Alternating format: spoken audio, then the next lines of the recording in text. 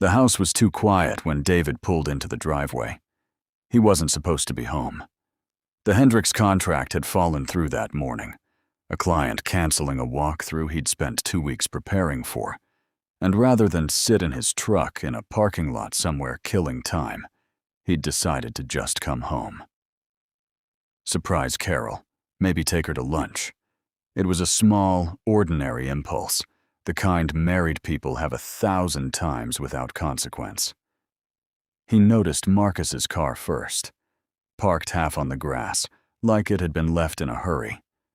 David sat behind the wheel for a moment, looking at it, telling himself there was an explanation. Carol had mentioned Marcus a few times, her yoga instructor, some studio downtown she'd started going to that spring. David had never met him, had never thought to ask. The front door was unlocked. He walked through the house the way you walk through a place you've lived in for 24 years, without needing to look where your feet are going. Past the kitchen, still smelling faintly of the coffee Carol made every morning at 6:15. Past the hallway photos, their wedding, their son's graduation, a trip to the Smokies they'd taken the year before he retired from the department. The bedroom door was open. He stood in the doorway for what felt like a long time, though it couldn't have been more than a few seconds. Long enough to understand completely what he was looking at. Long enough that neither of them heard him at first. Carol saw him before Marcus did. She didn't scream. She didn't grab for the sheet the way David might have expected, might have almost wanted, because at least that would have looked like shame. Instead, she went very still, and something crossed her face that David would spend a long time trying to name. Not fear, not quite guilt either. Something closer to relief. David. Her voice was quiet, steady. Marcus scrambled, reaching for his clothes, saying something David didn't process, words that didn't matter, because David wasn't looking at him. He was looking at his wife, who was looking back at him without flinching, like she'd been waiting a long time for this exact moment to arrive. "How long?" David said. Not a question, really. His voice came out strange to his own ears, flat, almost polite. Carol didn't answer right away. She pulled the sheet up now, but slowly, like an afterthought. "Does it matter?" she said. It was the wrong thing to say. Or maybe it was the only honest thing either of them had said in months, and that was worse. David looked at her a moment longer. He thought he should feel something enormous. Rage, maybe, or the urge to put his fist through the wall, the way men did in movies. Instead, he felt strangely calm, like he was standing outside his own body, watching a stranger absorb terrible news. "Okay," he said. He turned and walked out. Behind him, he heard Marcus saying his name. "David, wait, let me—" But David didn't wait. He walked back through the hallway, past the photographs, past the kitchen that still smelled like coffee, and out the front door into the ordinary daylight, where the world had apparently decided to keep going, as if nothing had happened. He got in his truck. Didn't start it. Marcus's car was still parked crooked on the grass. David stared at it, at the vanity plate, NAMASTE1, and felt something twist in his chest that was almost laughter, if laughter could be made entirely of grief. He didn't know where to drive. For the first time in 24 years, David realized he had absolutely no idea where home was anymore. The days after blurred together in a way David couldn't fully account for. He'd taken a room at the Baymont, off the highway, the kind of place with a coffee maker that only made half a pot, and a bedspread that felt like it had seen decades of other people's worst weeks. He told himself it was temporary. He told his son Michael, when he called, that he and Carol were working some things out, which was true in the way that saying a house was settling was true right before it came down around your ears. Carol had texted twice. We should talk. I'm sorry. Please call me. David hadn't answered either one. Not out of spite. He genuinely didn't know what he'd say. Every version of the conversation he ran in his head ended the same way, with him standing in that doorway again, with her face doing that thing it did. Not fear. Relief. He couldn't stop turning that word over. It was his old friend Walt who mentioned Marcus's wife. They were having coffee. Walt had heard through Carol's sister, who'd heard through someone else, the way these things traveled in a town small enough that everybody's business eventually became everybody's business. Guy's married, Walt said, stirring his coffee, not quite meeting David's eyes. Didn't you know that? Wife's name is Renee. Works over at the elementary school, I think. Front office. David sat with that for a long moment. She know? He asked. Walt shrugged. Couldn't tell you.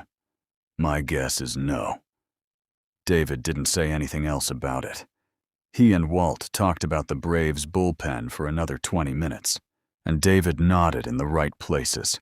And the whole time a thought was forming in him that he didn't examine too closely, because he suspected that if he looked at it directly, he wouldn't like what he saw. That night, back in the room with the half-pot coffee maker, he lay on top of the bedspread with the television on mute and thought about Renee.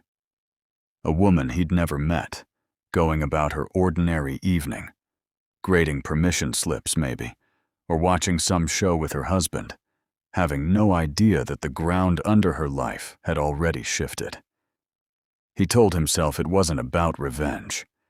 That word felt too small, too crude for what he was actually feeling, which was something more like fairness. An old, cold sense that things had gone crooked and needed somehow to be set right. If Carol had found something in Marcus that she wasn't finding at home, then maybe... David didn't finish the thought. He didn't need to. It sat there anyway, fully formed, waiting. Just to warn her, he told himself. That's all. A decent thing to do. Somebody ought to tell her the truth. It was, he knew even as he thought it, not the whole truth of why he wanted to see her. He opened his phone and searched the elementary school's staff directory. It took less than 5 minutes to find a name, Renee Calloway, and a general office line. And from there, with a little more looking, a number that wasn't the school's at all. David stared at it a long time before he saved it to his phone. He didn't call. Not that night. But he didn't delete it either. And somewhere underneath the guilt of that, David felt something he hadn't felt in longer than he wanted to admit. The small, dangerous thrill of having a door still open in front of him, and choosing, for now, to leave it that way. They agreed to meet at a diner off Route 9, the kind of place with vinyl booths and a pie case by the register, chosen because it was far enough from either of their usual lives that nobody would recognize them. David got there first. He'd rehearsed what he'd say, something clean and simple, a warning delivered and done. But when Renee walked in, all of it left him at once. She was younger than he'd expected. Not young, exactly, early 40s maybe, but there was something unguarded in the way she scanned the room for him. A woman who hadn't yet learned to armor herself against bad news. She slid into the booth across from him and folded her hands on the table like she was bracing. "You said this was about Marcus," she said. "No hello. You should probably just say it." So David did, plainly without dressing it up, the way you'd deliver news to someone in a hospital waiting room. Carol. The house. What he'd walked in on. Renee didn't cry, which surprised him. She went very still, the same stillness he remembered from Carol's face. Except in Renee, it looked less like relief and more like something breaking quietly from the inside, without any outward sign. "How long?" she said finally. Same words David had used. "I don't know. Long enough." She let out a breath that was almost a laugh, though nothing about it was funny. "He does hot yoga on Tuesdays," she said. "I make him a smoothie before he leaves. Every Tuesday, for 2 years." David didn't know what to say to that, so he didn't say anything. He just let her sit with it. "Why did you want to tell me?" she asked eventually. "You could have just, I don't know, let it play out. Filed for divorce. Why come find me?" It was the question he'd been avoiding asking himself. "I don't fully know," he admitted. "Felt wrong, you not knowing. Everybody walking around with a piece of the truth, except you." Renee studied him for a moment, like she was deciding whether to believe that was the whole reason. David wasn't sure he believed it either. "Well," she said. "Thank you, I think. I don't know what the right thing to say is." "There isn't one. I've been looking for it myself."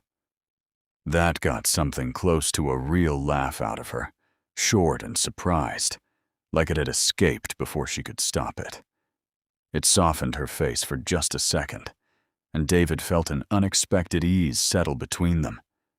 Two people who'd been made fools of by the same lie, sitting in a diner booth with nothing left to perform for each other. "Can I ask you something?" Renee said. "How did you find out? Like, the actual moment?" David told her. All of it. The crooked car on the grass, the smell of coffee in the hallway, Carol's face. Renee listened without interrupting, occasionally shaking her head. And when he finished, she reached for the coffee she hadn't touched and wrapped both hands around the mug like she needed something to hold. "I keep thinking there were signs," she said, "that I should have seen it. Isn't that stupid? He's the one who did it, and I'm the one running through everything I did wrong." "I've been doing the same thing," David said. 24 years, and I keep trying to find the exact day it started going sideways. Like if I find it, I can fix it." Renee looked at him then, really looked, in a way that made David aware of how long it had been since anyone had looked at him like he was worth paying attention to. "Tell me everything," she said quietly. "Not just the version you tell people. What it was actually like. I think I need to hear somebody else say the words out loud, or I'm going to think I imagined the whole thing."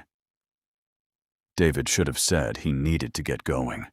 He should have paid for the coffee and driven back to the Baymont, and let that be the end of it. A decent thing done. A warning delivered. A door quietly closed. Instead, he found himself settling back into the booth. "Okay," he said. "From the beginning." And he realized, somewhere in the middle of telling her, that he didn't want this conversation to end. It became a habit before David let himself call it one. The first few times, there was a reason.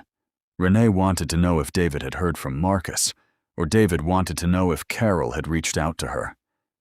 Small facts traded back and forth like currency, each conversation giving them permission for the next. They met at the diner twice, then a coffee shop near the school where Renee worked. Then, on a Thursday, neither of them planned particularly well. A bench in the park behind the library, because neither wanted to sit across a table anymore. Sitting side by side felt different. Easier. "I told my sister about you," Renee said one evening, watching a pair of kids chase a dog across the grass. "Well, not about you. About meeting you." She asked if it was weird. "Is it?" "A little." Renee glanced at him. "Doesn't feel weird when we're actually talking, though. Feels like the only normal part of my week." David understood that more than he wanted to admit. His days had taken on a strange shape. Mornings alone in the hotel room, afternoons pretending to work, evenings that used to belong to Carol now belonging to no one. except, increasingly, to this. He told himself it was mutual support. Two people steadying each other through the same collapse. That was a true thing, and David held on to it the way you hold on to a true thing when you suspect it isn't the whole truth. It was on the bench that he first noticed her hand. She'd rested it near his, not touching, just close enough that David was aware of it the way you're aware of a held breath. She was talking about Marcus, some detail about how he used to leave his yoga mat drying over the shower rod, a small domestic annoyance that had somehow become unbearable in hindsight. And without seeming to notice she was doing it, she let her hand drift the last inch and rest against his. David didn't move away. He should have. He knew that. Even as he sat there, letting her fingers curl loosely around the edge of his hand, doing nothing, saying nothing, letting the moment stretch out longer than a friendly gesture required. He told himself this was comfort. People touched hands. It didn't mean... David. Renee's voice had changed. Quieter. He looked at her. She was already looking at him, and something in her face had shifted from the raw, unguarded grief he'd gotten used to into something else, something more present, more aware of the exact distance between them on the bench, which wasn't very far at all. I keep telling myself this is just two people who understand each other, she said. Is that what this is? I don't know, David admitted. It was the most honest thing he'd said in weeks. I keep telling myself the same thing. Neither of them moved for a moment. The dog barked somewhere across the park. A car passed on the road behind them. David was aware of every small sound, the way you're aware of things right before something happens, the world sharpening at the edges. We should probably say we're not doing this, Renee said. Her voice had dropped almost to nothing. Probably, David agreed. Neither of them said it. He watched her eyes move briefly to his mouth and back up. So quick he might have imagined it, except he knew he hadn't, because his own eyes had just done the same thing. The space between them had closed without either of them appearing to move, the way distances do when two people stop paying attention to keeping them. David, Renee started. A phone rang, hers, loud and sudden in the quiet evening, breaking whatever thread had been pulling taut between them. She flinched back, fumbling for it in her bag, and the moment scattered like something dropped and shattered on tile. It's the school, she said, staring at the screen, not answering it. Her hand was no longer near his. David sat back against the bench, his heart going harder than the moment should have warranted, thinking about how close he'd come to something he wasn't sure he could take back, and thinking, underneath the guilt already rising in him, that some part of him was disappointed the phone had rung at all. They didn't speak of it directly, but the following week, the conversations changed in a way neither of them named out loud. Longer silences, fewer excuses about Marcus or Carol to justify the meeting at all. David caught himself checking his phone for her texts the way he used to check it for Carol's years ago, back when checking meant something hopeful instead of habitual. He knew what was happening. He wasn't foolish enough to pretend otherwise. The only question left, the one he turned over on long drives back to the Baymont, was what he intended to do about it. This isn't about her, he told himself one night, staring at the water-stained ceiling of the hotel room. This is about Carol, about getting something back. But even as he thought it, David recognized the lie for what it was. Somewhere in the last 2 weeks, Renee had stopped being a symbol of anything. She'd become just herself, a woman with a short, surprised laugh and a habit of holding her coffee mug with both hands, who listened to him the way nobody had listened to him in years. That didn't make what he was considering any less of a betrayal. It only made it a more complicated one. They met again at the park, dusk settling early the way it did that time of year, the bench cold under them. Renee had been quiet since she arrived, and David could feel something building in the space between her words. "Marcus called today," she said finally. "Wanted to talk things through. Like there's a version of this where we just talk things through." "What'd you say?" I hung up. She looked at her hands. "I keep asking myself if I'm allowed to be this angry, or if I'm supposed to already be past it. Everyone keeps telling me how to feel." "Nobody gets to tell you that," David said. "Not even me." Renee looked up at him then, and there wasn't any confusion left in her expression. Whatever question had been sitting between them since the bench the week before, she seemed to have already answered it for herself. "I don't want to go home tonight," she said quietly.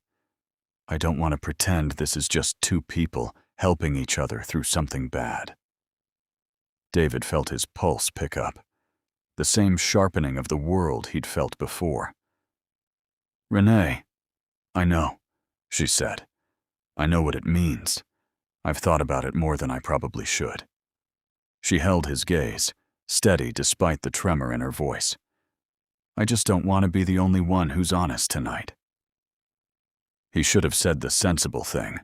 He should have told her they were both raw, both grieving, that this wasn't clarity. It was wreckage looking for somewhere to land. Every reasonable part of him lined up the argument. He didn't say any of it. Instead, he reached over and covered her hand with his, the way she had done to him on this same bench, and felt her fingers turn and lace through his, without hesitation. She leaned in first, or maybe he did. David would never afterward be entirely sure. And then, there was no more space left between them at all. The kiss was brief and quiet, and far more devastating than anything so gentle had a right to be.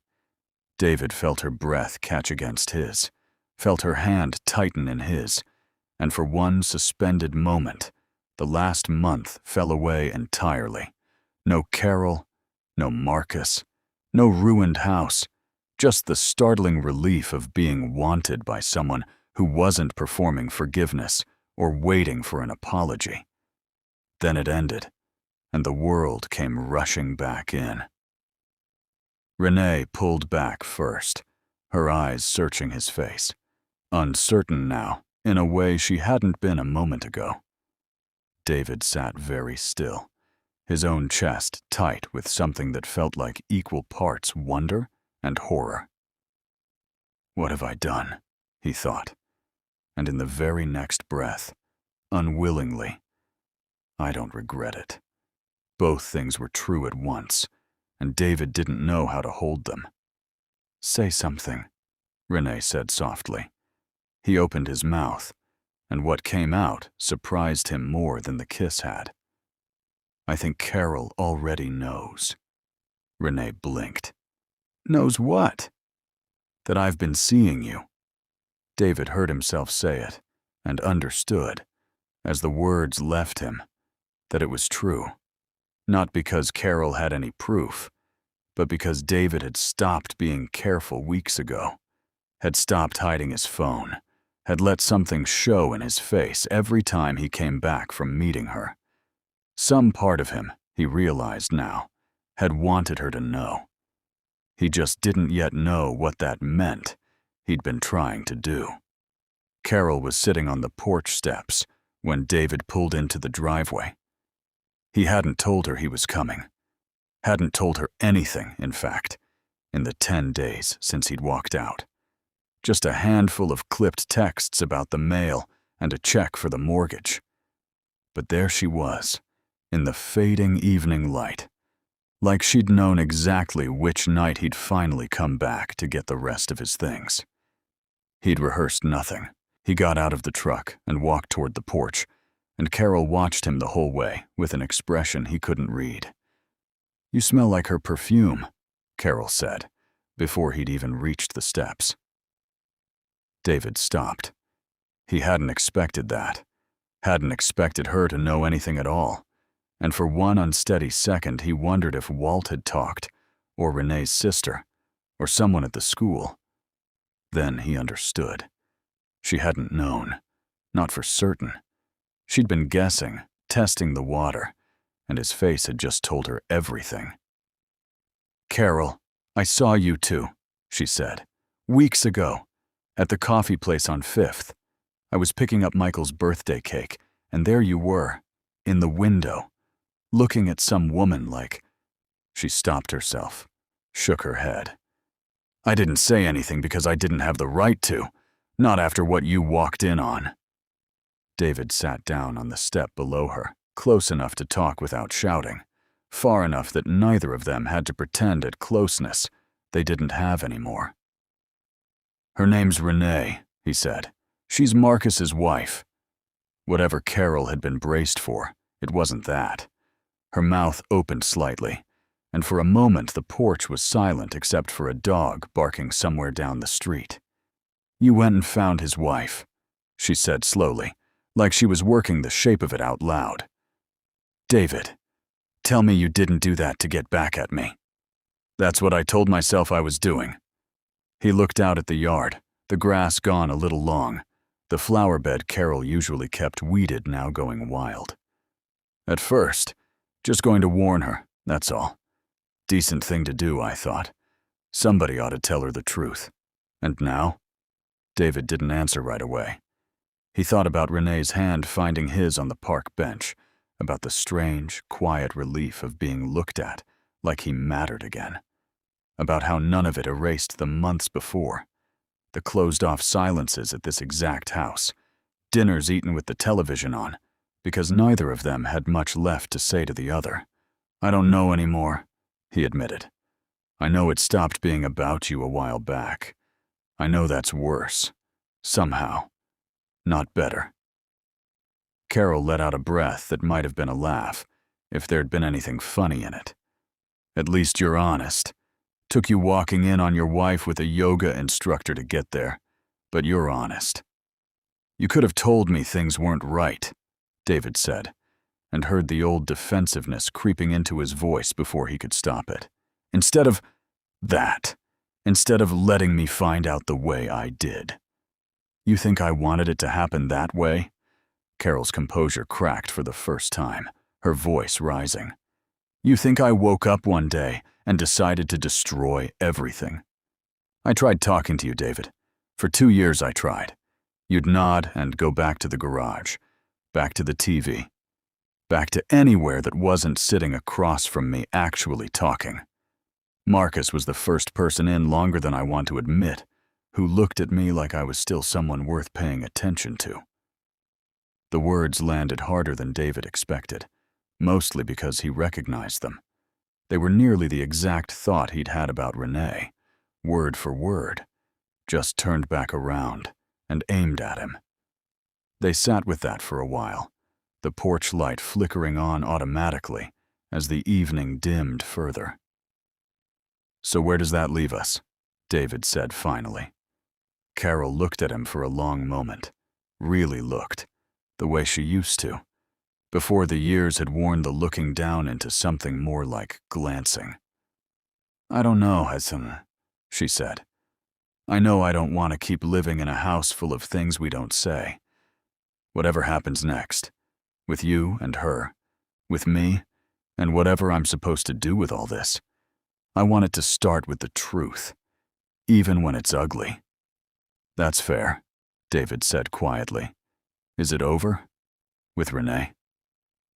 David thought of the kiss on the bench, of how little he'd regretted it in the moment, and how much more complicated everything felt now, sitting here on these steps, with the woman he'd built 24 years alongside. "I don't know that either," he said. "I owe you a real answer. I just don't have one tonight." Carol nodded slowly. Like that, at least, was an answer she could accept for now.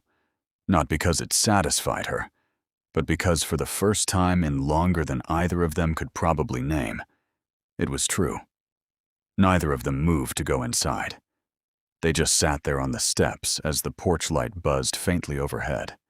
Two people who had spent a lifetime together, suddenly strangers to the ground they were standing on, with no clear map yet for how to find their way back, or whether they even wanted to.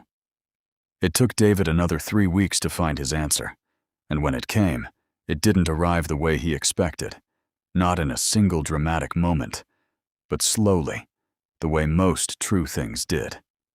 He met Renee one last time, at the same diner where it had all started. She looked different somehow, though nothing about her had actually changed. Maybe it was David who was seeing her clearly for the first time, without the fog of his own wreckage clouding the picture. "You're going back to her," Renee said, before he'd said a word. It wasn't an accusation, just a fact she'd already made peace with. "I think I have to try," David said. "Not because what happened between us wasn't real. It was. I think that's part of why I have to try. I finally understand what it feels like to be paid attention to again, and I owe it to 24 years to see if Carol and I can find our way back to that with each other, instead of somewhere else." Renee nodded slowly, turning her coffee mug in a slow circle on the table. "For what it's worth," she said, "I don't regret it either. I think I needed someone to remind me I wasn't invisible. I just don't think that someone was ever supposed to be permanent." "What will you do?" "Filed for divorce Tuesday." She managed a small, tired smile. "Turns out finding out your husband's been unfaithful for 2 years is excellent motivation for paperwork." They sat a while longer, not saying much, the silence between them easier now than it had been in the tensest of their earlier meetings. The silence of two people closing a door gently instead of slamming it. When David finally stood to leave, Renee reached out and squeezed his hand once, briefly, the same hand she'd held on the park bench, and let it go. "Good luck, David," she said. "I hope you two find your way." He drove home, not to the Baymont, but to the house, which he still thought of as home despite everything, and found Carol in the kitchen, exactly where she'd been standing the morning he'd first left.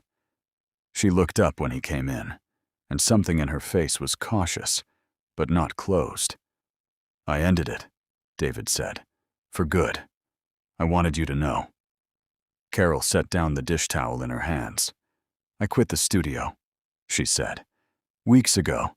Haven't gone back." They stood there a moment, the kitchen quiet around them, filled with all the ordinary things that made up a life. The coffee maker, the photos in the hallway, the mortgage paperwork still sitting on the counter from months of neither of them knowing what to do with it. "I don't know how we fixed 24 years of not talking," David said. "I don't have a clean answer for that." "Neither do I," Carol admitted. "But I'd like to try finding out. If you would." It wasn't a grand reconciliation. There was no music swelling, no tearful embrace that erased what either of them had done. There was only two people, standing in a kitchen they'd built together, choosing, deliberately, imperfectly, with eyes open this time, to try again. David understood, watching Carol reach for his hand the way Renee once had on a park bench, that some marriages don't survive betrayal by forgetting it.